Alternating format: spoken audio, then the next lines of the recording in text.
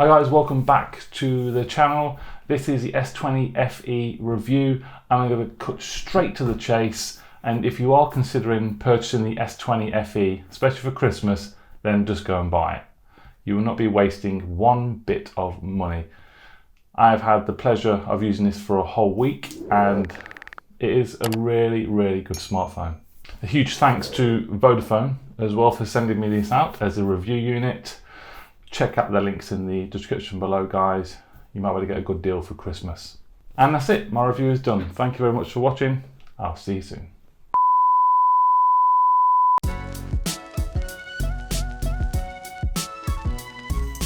So some of you may have clicked this video because of the title, the best battery life in a smartphone I've ever used. Now, some people are thinking screen on time, but I'm thinking about the whole experience. I've used budget devices in the past, like huge rugged monster phones with like 10,000 or 12,000 milliamp batteries, and yeah, they've got me say 10 hours screen on time or even more. The FE got me over 8 hours screen on time sometimes.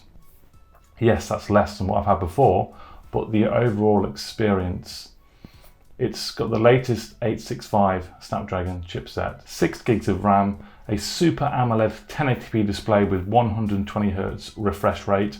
It's the whole package, and it got me through a whole day without any trouble at all, even without 20% battery left. 4,500 milliamp battery. It is really good. It's the best smartphone I've used this year. It's the best Samsung phone I've ever used. It's better than the Note 20 that were reviewed a couple of months back as well. You know, and that's a sort of a flagship device for Samsung. A couple of years ago, this FE would have been a flagship device. You know, I mean, looking at it now, there's not much in terms of specs that isn't flagship about it, apart from maybe, you know, the plastic back on the back. But what makes this not a flagship device in terms of specifications? Yes, it's lacking the 8 gig of RAM, which a lot of phones do have. I mean, there's the OnePlus 8T, which comes pretty similar to this. I mean, if you're weighing up your options, and that's probably the options you're going to be thinking about, the 20 FE or the OnePlus 8T, very similar in specs, and probably not much difference between them. If you're a Samsung fan and the whole Samsung ecosystem, then this is definitely for you. So obviously, if you are purchasing it, just make sure you get the 5G version, because that comes with the Snapdragon 865. It is $100 or £100 dearer than the normal 4G version, but you do get that Snapdragon, and I think that is the big difference. It's got a great camera setup on the 20 FE as well. It takes some beautiful ultra-wide angled shots. All pictures are all vibrant and, you know, brilliant for social media posts. But it's just the front-facing camera where I think it underperforms slightly compared to my Pixel 5. Pixel 5 picture quality is just sort of more contrasty, it's more natural, whereas the 20 FE, it's obviously got blown up quite a lot of vibrance, saturation and stuff like that. So it's not real to the eye, but pictures and videos do look very nice. Yeah, there's something that the front-facing camera does, the processing, when you compare the two pictures. I'm not exactly sure what it does. Yeah, I just prefer the look of the Pixel 5's front-facing camera. But when you compare video statistics, the 20 FE can shoot up to 4K on the front-facing camera. So it's got huge specs for not a flagship device. It can shoot up to 8K. I don't really see the point in 8K at the moment. Not many people can view 8K, but 8K is there if you want to record on it. There's 4K 60, 1080p 60, slow motion, stabilization is great on there as well. The whole package is really good. The Xeon Smooth X, currently testing with the Pixel 5. We have it in pan follow mode, so when you twist around it will smoothly follow your movements. In pan mode, we can double click and put it into landscape mode, and again smoothly follow. I really like this red colour. design wise, body is absolutely beautiful. The aluminium frame and the plastic back doesn't feel plastic. Although it sounds plastic when you flick it like that. But it is really nice to hold, comfortable. I think Samsung have just nailed it. Absolutely nailed it. If you don't get the S20, get the S20 FE. Don't get the Note 20 or the Note 20 Ultra, get the S20 FE. Make sure it's the Snapdragon edition as well, especially in the UK. Yeah, save your money. Performance-wise, you can play Call of Duty on this on the maximum settings, very high frame rate, high graphics, absolutely maxed out, and playing no problem at all.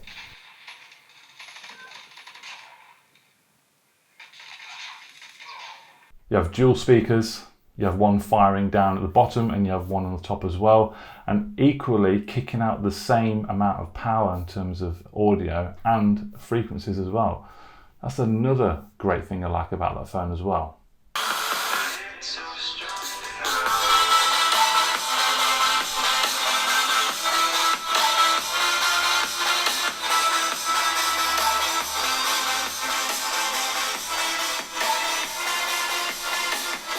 It has an in-screen fingerprint sensor and it has face unlock. Face unlock is absolutely rapid.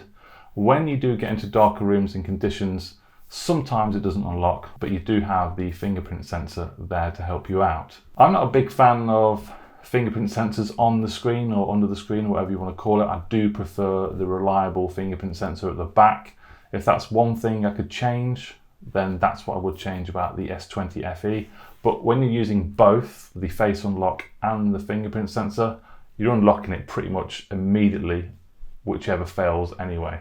If your fingerprint fails, it'll probably unlock fast with your face.